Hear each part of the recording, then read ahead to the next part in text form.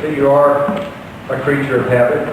I didn't have to say anything, everybody sat down. You know how to do that. Because I want to talk about routines, the routines that we get into and the routines that we have for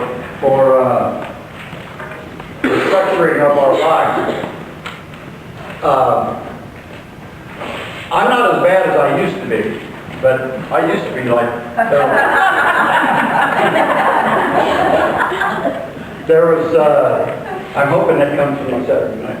But there was a time that I used to say that if you told me what I was doing during the day, I could tell you what time it was. That's how much of a rut that I get into. Just doing the same thing at the same time every day.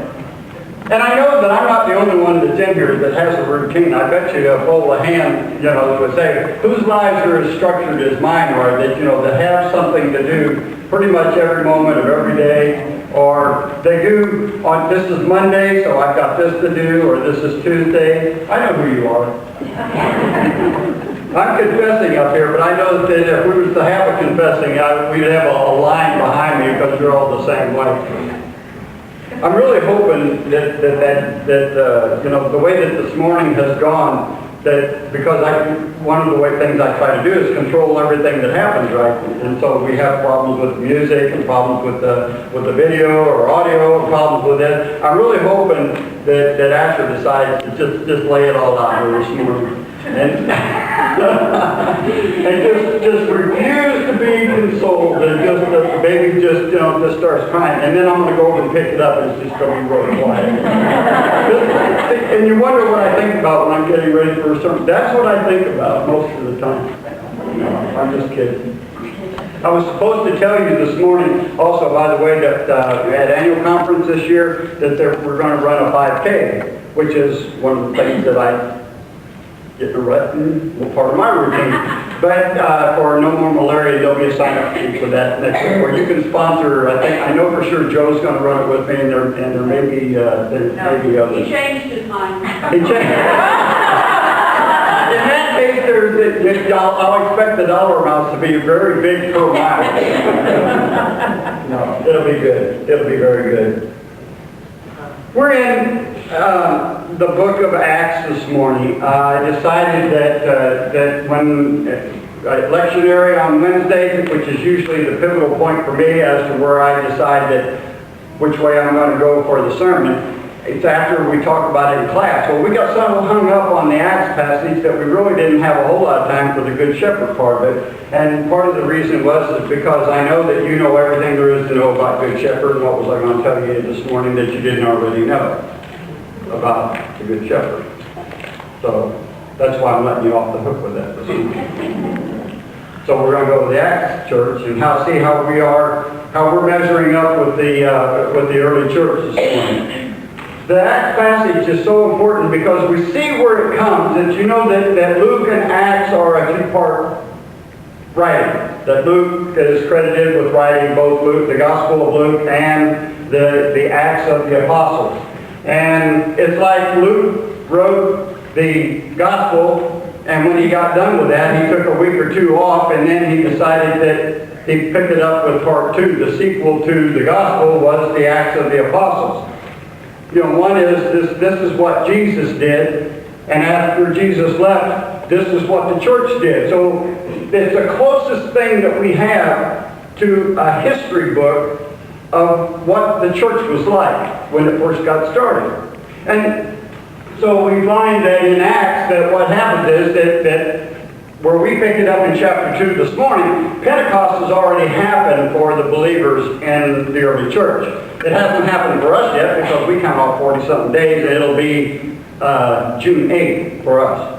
So we'll celebrate Pentecost on that day. But where we pick the story up in the book of Acts, Pentecost has happened, and on the day of Pentecost, the Holy Spirit came down like divided tongues of flames and settled on the people, and everyone that was in Jerusalem, and there were many in Jerusalem, were filled with the Holy Spirit and heard the language and heard the disciples talking in their own languages, Peter preached. And on that day, 3,000 people And probably those were males, because back then when they counted them, they only counted the males. But so there was at least 3,000. It could have been a whole bunch more than that. People were, the term is, believed. So all of a sudden, Peter and James and John and the 11 that was there, this group of disciples and followers of Jesus, all of a sudden they've got like 3,000 people to take care of. See, I thought I had it tough with, a couple hundred. No, I didn't think it was that. But now they've got 3,000, and 3,000 people who know virtually nothing about Jesus. Virtually nothing. And so, where we pick the story up this morning is that as Jesus had already told Peter that, that I'm changing your name, and on you I will build my church.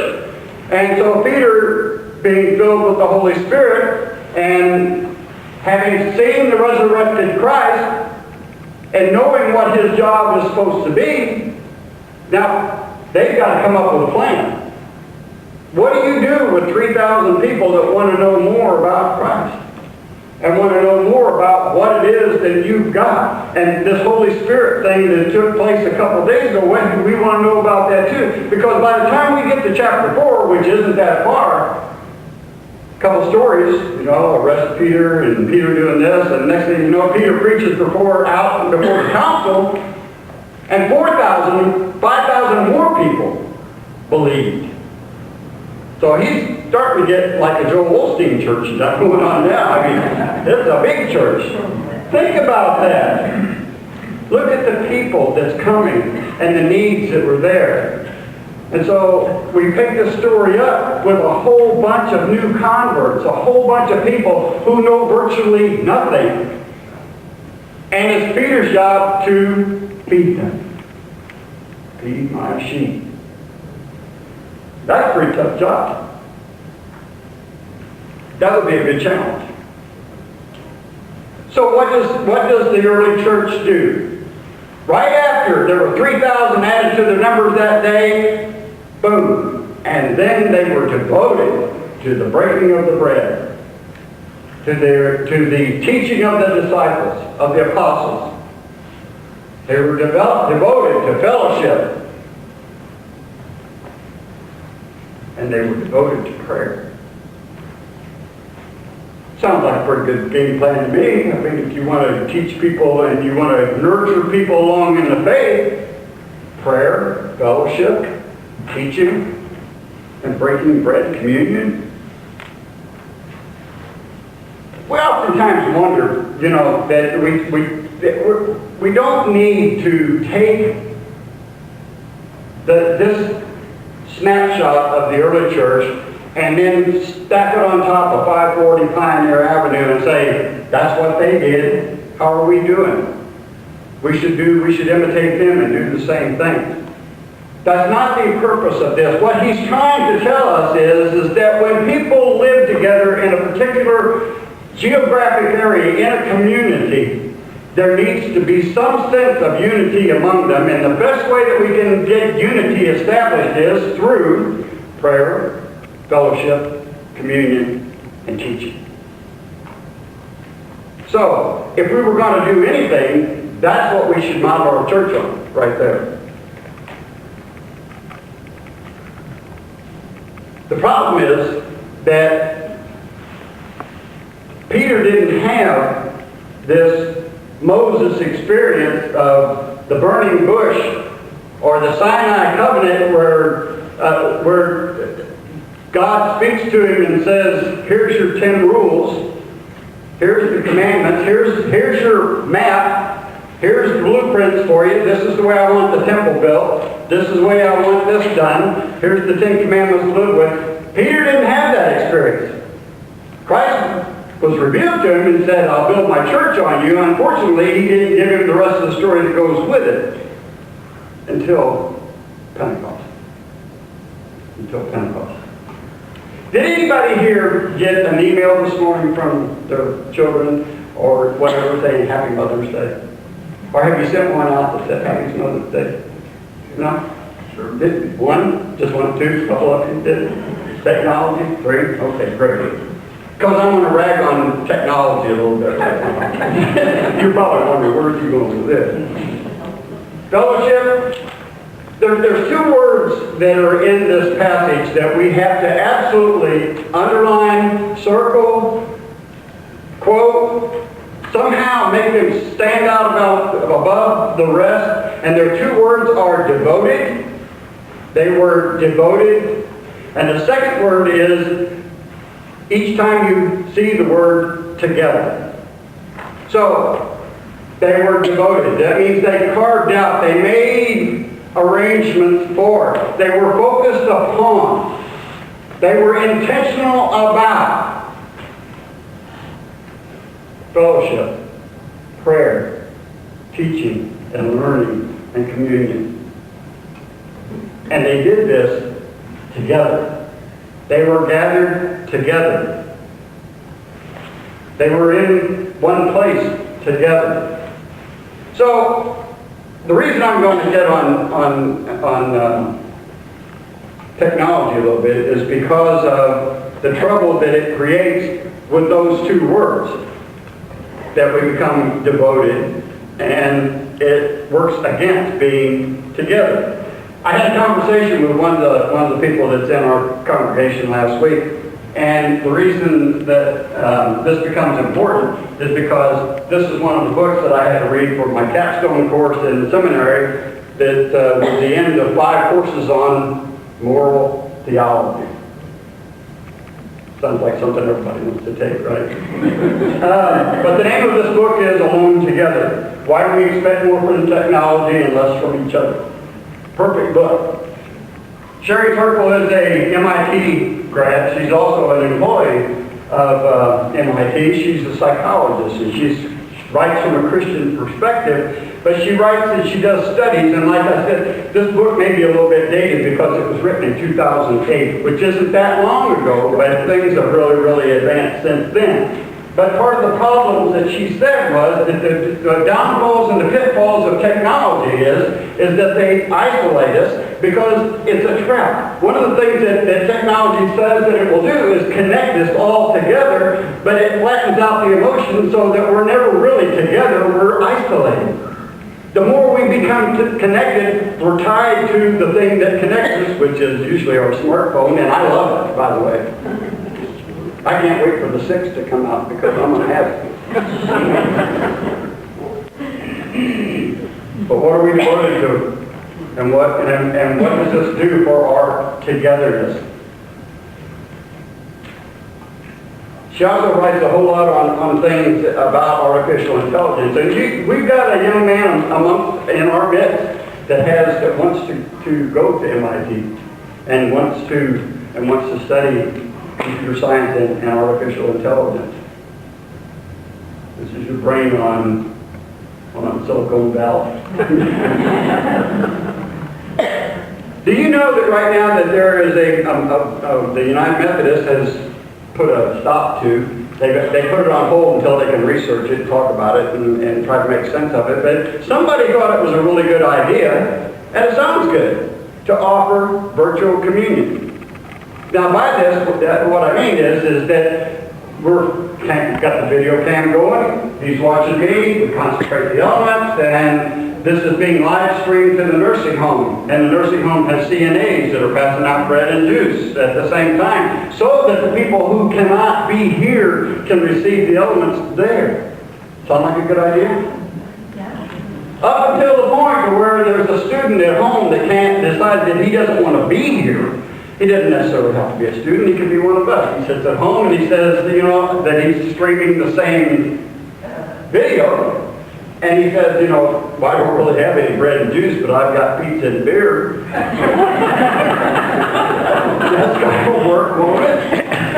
I mean, it's the same thing, it's intent, but you see, this is how things that sound so good, sometimes they're not so good. On the one hand, this sounded like a great thing to do, but on the other hand, just because we can doesn't mean that we should. And we're going to ask that ourselves, that question, as we get older, as we deal with our parents aging, as we deal with our own aging, as we deal with the way that we interact with our kids.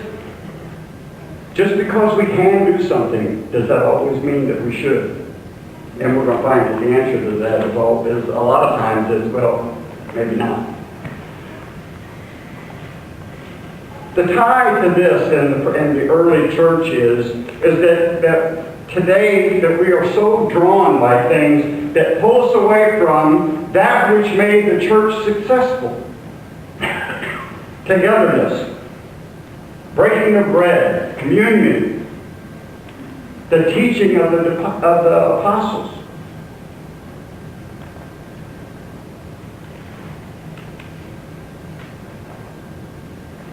One of the other things that artificial intelligence does for us is that it alienates us. You know, the one thing that I was reading last night about it. I'm finishing your book. You know, I was supposed to finish it at seminary, but things got in the way. I don't know why.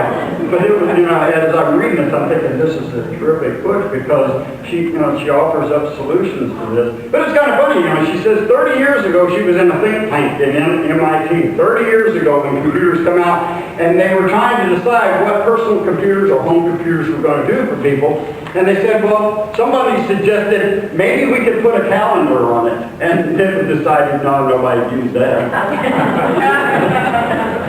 Maybe, and somebody said, well, maybe we could play games on it. So they did. They devised this game, and you see this little blip that goes across the screen. And everybody thought, wow, people are going to love this. And they did, and they bought it. She also said this will separate people. And she's seen that 30 years ago. That connectedness will be lost. Connectivity will be lost. The more that we stay connected, the less that we will be connected. And it's so true. Because now our devices, with it, you know, you've seen the commercial with the guy that runs across the backyard or wherever, screaming at the top of his voice, it knows me! It knows me! It always asks me what I want. We were worried about how we're going to interact with the computer, and now we're done. So in the past, the computer tells us how we're going to interact with it. It knows me. So it's constantly sending you stuff that you can't not respond to. Because it knows us. Now, I just kind of went down a path that I'm as guilty as anyone else because I love technology. I tell you some Sarah stories because I want you to understand my friend who's in Illinois that does basically the same thing I do. She helped me get through seminary. She posted on Facebook this morning that she was testing out her children's message on her two cats who promptly left the room, jumped up in the window, and was more interested in the bunny out there and was asking me what she should do about that. Technology. I don't know. The key to the whole thing is in the last part of it, where we understand that the church was filled with the Holy Spirit. They were filled with the Holy Spirit. And they allowed this Holy Spirit to direct what they did. Peter didn't have a blueprint, but this is the key. He didn't need a blueprint. As long as he stayed in touch with the Holy Spirit, he knew what to do. He knew the right way to go. He knew how to stay connected. And he knew that the only way that the church is going to be the church is through fellowship. It can't stand isolated. It can't stand to be isolated. It can't have everybody here moving out this way and only coming here on Sunday morning. Daily they got together. Daily they were in the temple. Daily they prayed.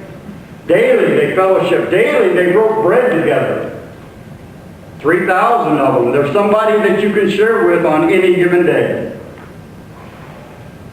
As we go forward in the world and apply what we know about the early church to this church right here, if we're going to mimic any kind of social experiment, that should be the one that we model ourselves after. One of the things that we want to do is become a vital congregation. Vital congregations are Spirit-filled. Spirit-filled. Vital congregations through the Spirit make disciples of Jesus Christ for the transformation of the world. Vital congregations are at teaching and praying and fellowshipping congregations that are in community, because they know that one of the things that we have to do if we're going to be a vital congregation is make church a verb. Church has to be something that we do, not something that we go to. When we go out in the community, being church or doing church should look like just like we do when we are learning, when we are running, when we are doing anything. We should be churching as we go along. And churching requires that we fellowship. And churching requires that we gather together in prayer. And churching requires that we break bread together. We eat together. The Greek doesn't leave out the word, or doesn't have the same word that the text has in us for us today. But the apostles, great things, wondrous signs were done by them. The Greek maintains the word through them. It's a little different. One they do on their own, one they do through the Holy Spirit. If we want to be a church, if we want to be the church in the community, because the church doesn't exist for itself. The church exists for the community, to make disciples of Jesus Christ. And our disciples that we're going to make come from a community. The reason that they gathered together and shared everything that they had is because they understood very clearly that if there are social class and structures involved, there is no unity. There's reasons for what they do. I love teaching Methodism 101. I really do. I love teaching church history. We could do so much if we understood the reasons why the first church did what it did. And go back to our roots in the book of Acts. Acts isn't preached on near enough. But I hope that it's my hope that you want to be this vital congregation, and the only way that you can do it is to take the four things that we did, those 4 words that they did, the prayers, the fellowship, communion, and the teaching, and apply them to your life, and however that works, and be devoted in doing so. Setting out that time, make that part of your routine. And I hope that's what you want to do, because that's my prayer, that's my vision for the church, that we will be the church. Not just Sunday morning at 10 o'clock, daily, in community. That's my vision. And like I said, I hope it's yours. Thanks be to God.